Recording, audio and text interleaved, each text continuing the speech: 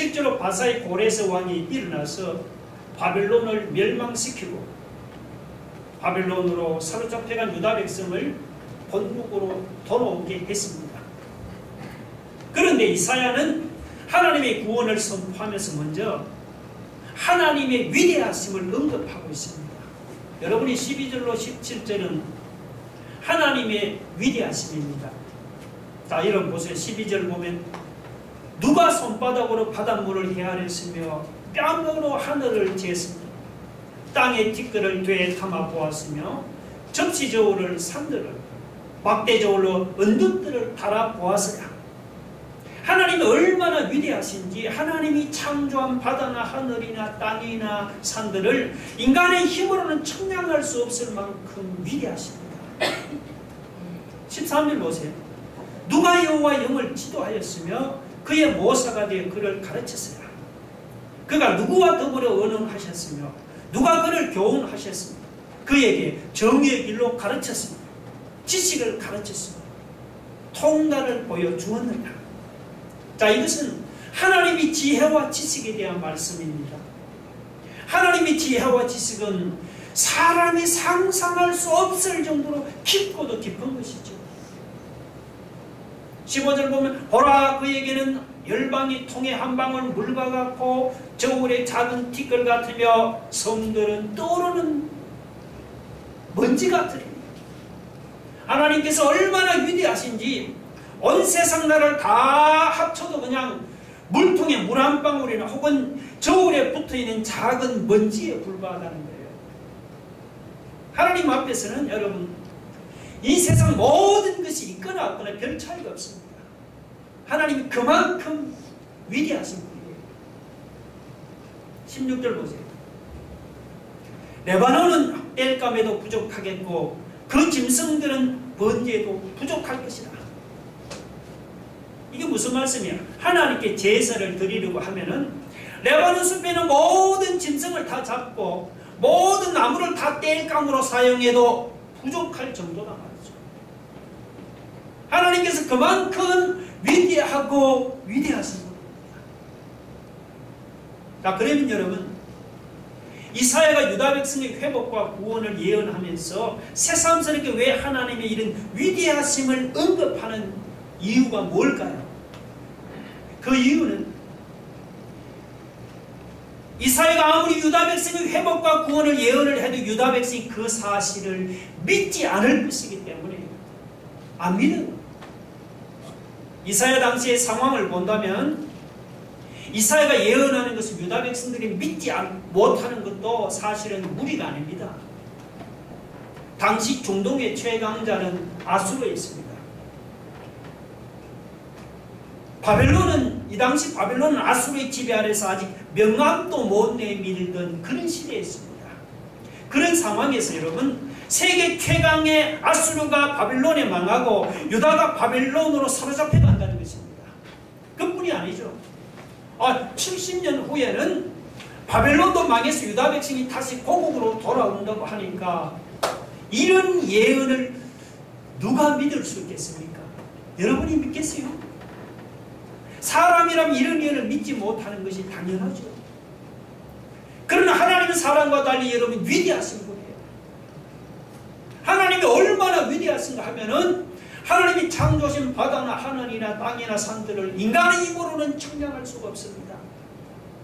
하나님의 깊고 깊은 지혜와 지식은 사람이 상상할 수 없을 정도입니다. 하나님 앞에서는 세상 모든 나라가 그냥 물통에 한 방울 물과 같고 저울에 묻어있는 그냥 작은 티끌에 불과할 정도입니다. 여러분 우리가 볼 때 불가능하다고 이렇게 위대하고 위대하신 하나님에게도 여러분 불가능합니까?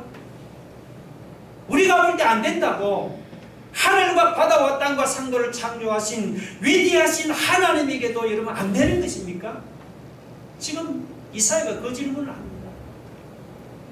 우리에게 방법이 없다고 우리가 상상할 수 없는 깊고 깊은 지혜와 지식을 가진 위대하신 하나님에게도 이런 방법이 없습니까? 그럴 리가 없죠. 이사야가 그 얘기를 하는 겁니다. 위대하신 하나님께서 하겠다고 가시면은 세계 최강의 아수르도 망하게 할 수 있는 거예요. 온 세상 나라를 그냥 물통 속에 물 한 방울 보는 그 위대하신 하나님께서 마음만 먹으면은 그 바빌론에 사로잡혀간 유다 백성도 얼마든지 본국으로 다시 돌아오게 할 수 있는 것입니다. 여러분 믿습니까? 우리는 불가능하지만 하늘과 바다와 땅과 상대를 창조하신 그 위대하신 하나님께는 불가능함이 없는 거예요.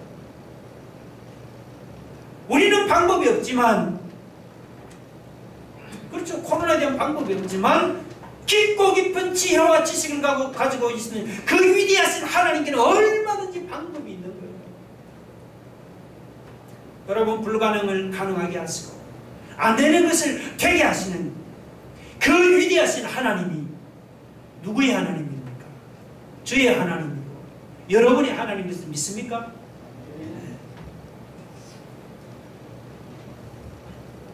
자, 이렇게 위대한 하나님을 언급하는 이사야가 그 다음은 뭘 말합니까? 세상 무엇과도 비교할 수 없는 하나님을 언급합니다. 18절로 26절에 보면, 그 중에 먼저 18절로 21절은 뭐냐? 이거는 우상과 비교할 수 없는 하나님을 언급하고 있습니다. 19절에 여러분, 장인은 이 나무나 돌을 조각하는 사람이에요. 장인과 장색인데, 장색은 좀 다르죠. 장색은 뭔가 이 쇠를 녹이는 사람입니다. 그러니까 우상은 장인이 나무나 돌을 조각해서 만든 것이 아니면은 뭐죠? 장색이 은이나 금이나 쇠를 부어 만든 거다 말이죠. 또 20절에 보니까 그 금이나 은을 살 수 없는 궁핍한 사람은 어떻게 합니까? 금이나 은 대신 나무를 가지고 그걸 우상을 조각해서 그걸 세워놓고는 그걸 하나님이라고 섬겼습니다. 그 다음 22절로 24절은 세상의 권력자와 비교할 수 없는 하나님을 언급하고 있습니다. 자, 22절 보면 하나님께서 높은 하늘에 앉아서 밑을 내려다보시면 땅에 있는 사람들을 뭘과 같다고 합니까? 메뚜기에 지나지 않는다. 메뚜기. 23절에 보니까 세상 그 귀인이나 사사는, 이거는 세상의 통치자를 가르칩니다. 그러니까 하나님께는 귀인이나 사사들과 같은 세상의 통치자나 세상의 권력자들을 패하는 것이 하나님은 문제도 아니다 말이죠. 그리고 24절에 보니까 우리가 볼 때는 아주 대단한 권력자로 보이지만 하나님이 보실 때는 겨우 그냥 땅에 뿌리를 내린 나무에 불과합니다. 하나님께서 그냥 한번 하고 그냥 불어버리면은 효리 바람에 불려가는 지푸라기처럼 촉에 끝나버리는 것이, 이것이 그 세상 권력자의 운명입니다. 그러면서 25절의 결론에 해당하죠. 우리 25절 한번 읽어볼게요. 다 같이 시작. 거룩하시니가 이르시되 그런즉 너희가 나를 누구에게 비교하여 나를 그와 동등하게 하겠느냐 하시니라. 사람이 아무리 자기를 자랑해도 하나님이 지으신 피조물에 불과한 거예요. 그렇잖아요. 지원받은 피조물이 어찌 자기를 지으신 창조주 하나님과 자기를 비교할 수 있겠습니까? 하나님은 세상 누구와도 비교할 수 없는 분이다. 그걸 이사야가 지금 얘기를 하고 있는 거예요. 자, 그럼 여러분 보세요. 이사야가 지금 여기서 유다 백성들에게 이 세상 것들과 비교할 수 없는 하나님을 언급하는 이유가 뭘까요? 그 이유는 유다 백성들이 입으로는 하나님을 믿습니다, 하나님을 믿습니다라고 말하지만 실제로는 그들은 하나님보다 이 세상 것들을 더 믿기 때문입니다. 유다 백성들이 입으로는 하나님을 믿는다고 하지만 실제로는 장인이 조각에서 만든 돌이나 나무를 하나님보다 더 믿었습니다. 장색이 부어 만든 금이나 은이나 쇠붙이 우상을, 그걸 하나님보다 더 믿은 거예요. 입으로는 하나님을 믿는다고 말했지만 실제로는 그러니까 하나님보다 무슨 귀인이나 사사들과 같은 그런 세상 통치자나 세상의 권력자를 더 믿었단 말이죠. 이사야는 하나님보다 우상을 더 믿는 유다 백성을 향해서 하나님 하나님은 너희가 믿는 우상과 비교할 수 없는 분이라고 지금 그렇게 얘기하는 겁니다. 하나님보다 세상 권력자나 통치자를 더 믿는 유다 백성을 향해서 하나님은 너희들이 믿는 세상 권력자나 비교할 수 없는 분이라고 그렇게 선포하는 거예요. 솔직히 우리도 유다 백성과 같지 않습니까? 입으로는 우리가 하나님을 믿는다고 하지만 실제는 우리가 하나님보다 돈을 믿고 금이나 은을 믿지 않습니까? 실제로는 하나님보다 힘 있는 사람을 믿고 빽 있는 사람을 믿지 않습니까? 우리가 입으로는 하나님이라고 하지만 실제로는 하나님보다 지위를 믿고 능력과 실력을 믿는 것이 아니냐 말이죠.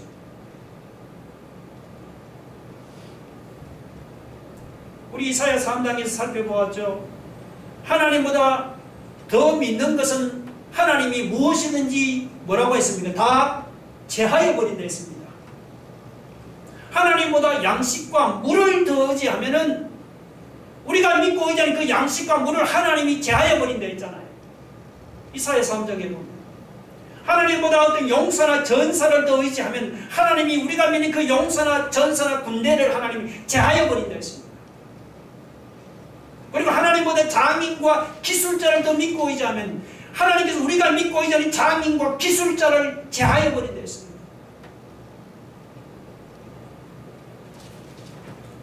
물론 지금은 뭐 옛날처럼 우리가 나무나 돌로 만든 우상을 섬기지는 않지요. 그러나 나무나 돌로 우상을 만들어 섬기지는 않지만 여러분 돈이나 권세를 하나님보다 더 믿는 게 아닙니까? 지위가 높은 사람, 빽 있는 사람, 힘 있는 사람을 하나님보다 더 믿는 게 아닙니까? 성경은 뭐라고 합니까? 우리가 하나님보다 더 믿고 의지하는 것은 뭐라고 했죠? 그게 다 우상숭배라고 했습니다.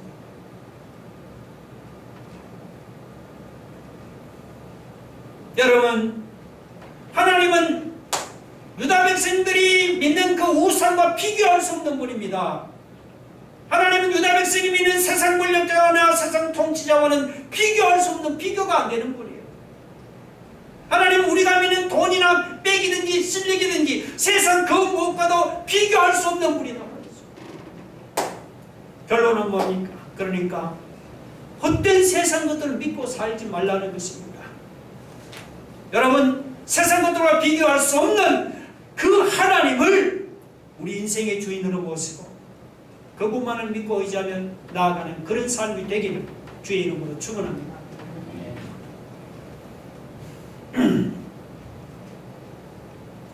자, 이사야는 앞에서 여러분 위대하신 하나님, 세상 무엇과도 비교할 수 없는 하나님께 언급을 했습니다. 하늘과 바다와 땅들과 산들을 창조하신 하나님, 온 세상 나라를 물통 속에 물 한 방울로 보시는 그 위대하신 하나님이 유다 백성의 하나님이랍니다. 우상이나 세상 권력자나 세상 무엇과도 비교할 수 없는 하나님이 유다 백성의 하나님이십니다. 그런데도 유다 백성은 여러분 이사야가 전하는 그 메시지가 그들의 가슴에 와닿지를 않았습니다. 이사야가 아무리 위대하신 하나님께서 이야기를 해도 유다 백성은 들으려고 하지를 않았습니다. 왜 그런 줄 아세요? 그 이유는 당시 유다 백성이 바벨론에 사로잡혀 가서 힘든 포로 생활을 하고 있었기 때문이에요. 그들의 포로 생활은 언제 끝날지 기약이 없습니다. 그러니까 이렇게 상처받은 백성이기 때문에 하나님에 대한 이사야의 외침이 귀에 들어올 리가 없죠. 이사야가 위대하신 하나님을 소개하면 소개할수록 유다 백성의 아픔은 오히려 더욱더 커져만 갈 뿐이었습니다. 여러분 27절 한번 보세요. 야곱아 어찌하여 네가 말하며 이스라엘은 네가 이르기를 내 길은 여호와께 숨겨졌으며 내 송사는 내 하나님에게서 벗어난다 하느냐. 이 말이 들어보니까 불평하는 말 아닙니까? 여기서 내 길은 여호와께 숨겼다는 말은 하나님이 내 사정을 알아주지 않는다는 그런 말이에요. 유다 백성이 하나님 앞에 나가서 하나님이 왜 이렇게 어려움을 당한 유다 백성을 사정을 알아주지 않느냐는 그런 말이에요. 하나님이 왜 유다 백성이 송사하는 것을 들어주지 않느냐는 그런 말입니다. 그러니까 27절 이거는 바빌론에 사로잡혀간 유다 백성이 하나님을 향해서 이거는 지금 원망하고 불평하는 그런 말이에요. 여러분 유다 백성만 그런 게 아니죠. 솔직히 사람은 너나 할 것 없이 다 마찬가지입니다. 사람은 어때요? 누구나 자기가 범한 죄나 실수나 허물은 가볍다고 생각합니다. 자기가 범한 죄나 잘못은 그렇게 심각한 것이 아니라고 생각하죠. 반면에 내가 당하는 고난이나 고통은 너무 심하다면서 원망하고 불평합니다. 솔직히 이게 우리 모습이에요. 여러분 유다 백성의 포로 생활을 한 것이 이게 하나님 때문이에요. 하나님이 관심을 가지지 않고 자기들을 지켜주지 않아서 그래서 포로 생활을 한 것입니까? 천만의 말씀이죠. 유다 백성이 포로 생활을 한 것은 이거는 자기들이 범한 죄값 때문이죠. 하나님은 계속해서 그들에게 선지자를 보내서 유다 백성을 경고하고 경고했죠. 죄에서 돌아서라. 그런데도 유다 백성은 계속해서 하나님의 경고의 말씀을 듣지 않고 오히려 그들은 우상숭배를 자행하는 그런 죄를 범했잖아요. 그래서 하나님이 유다 백성을 심판하신 것입니다. 하나님이 그들을 지켜주지 않아서 유다 백성이 바빌론을 사로잡혀 간 게 아니다 말이죠. 유다 백성들이 하나님께 불순종하고 그들이 죄를 범했기 때문에 그 죄값을 받아서 그런 고난을 당한 것입니다. 그런데도 유다 백성들은 뭐라고 얘기하는 거예요? 자기들이 하나님 앞에 잘못한 것은 생각하지를 않고 자기들이 범한 죄를 생각하지 않고 자기들이 당하는 고난만 생각하고는 하나님을 원망하고 불평했단 말이죠. 유다 백성만 그런 게 아니죠. 사람은 사실 누구나 다 마찬가지잖아요. 사람이 고난당하고 고통당할 때는 자기가 왜 그런 고난을 당하고 왜 그런 고통을 당하는지 생각하지는 않습니다. 자기가 도대체 하나님 앞에서 뭘 잘못해서 이런 고난을 당하는지 생각해 보려고 하지는 않습니다. 다만 지금 고난당하고 고통당하는 그 상황만 놓고 하나님께 따지려고 하잖아요. 왜 선하신 하나님이 고난을 만들었냐는 것입니다. 아니 사랑의 하나님이라면 왜 하나님의 자녀가 어려움을 당하고 고통을 당하는 것을 보고만 있느냐는 것입니다. 그렇게 따지잖아요. 여러분도 그렇게 따져본 적이 있죠? 아니 능력 있는 하나님이라면 어째서 하나님의 자녀가 당하는 이 어려운 문제를 해결해 주지 않느냐는 것입니다. 그러면서 어떻게 합니까? 하나님 앞에 나와서 그냥 이렇게 삿대질을 하고 대들면서 따지잖아요. 얼핏 들어보면 굉장히 그럴듯한 것 같죠? 그러나 여러분 조금만 생각을 해보면 그런 말이 잘못됐다는 것을 금방 알 수 있잖아요. 여러분 솔직히 여러분이 고난당하는 것이 하나님 때문입니까?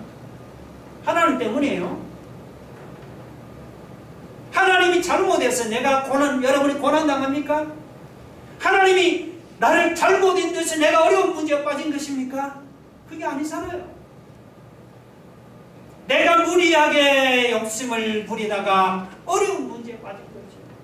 내가 잘못해서 어려움에 빠지고 내가 잘못해서 고난을 당한 것 아닙니까? 솔직히 그렇잖아요. 그런데도 우리는 어떻게 생각합니까? 우리는 내가 잘못해서 벌받는 것은 생각하지는 않죠. 내가 죄를 범해서 어려움을 당하고 내가 잘못해서 고난당하는 것은 생각하지는 않습니다. 그거는 생각하지는 않고 하나님이 왜 나를 이렇게 어려움에 빠뜨리고 하나님이 왜 나를 이런 고통을 당하게 하느냐면서 우리는 하나님을 원망하고 불평합니다. 오늘 이 시간 이 말씀을 생각하면서 여러분 27절 야곱 어찌하여 네가 말하면 이스라엘 네가 내 길을 이렇게 숨겨졌으며 내 송사람이 하나님 벗어난다 하느냐. 오늘 하나님 앞에서 여러분 원망하고 불평했던 이런 지난날에 우리의 이런 잘못된 모습을 돌아보고 회개할 수 있기를 주의 이름으로 축원합니다.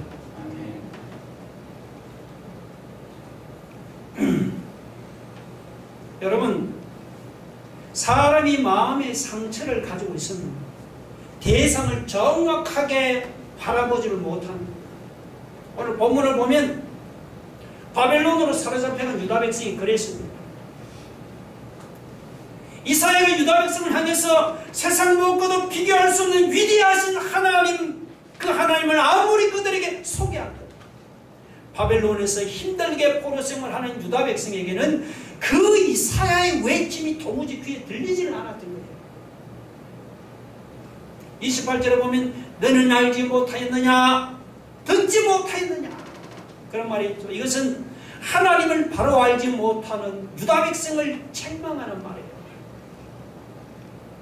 유다 백성들은 하나님이 자기들이 어려운 사정을 알아주지 않는다고 원망을 했지만, 그러나 하나님은 자기 백성 어려운 사정을 알아주지 않는 그런 분이 아니죠.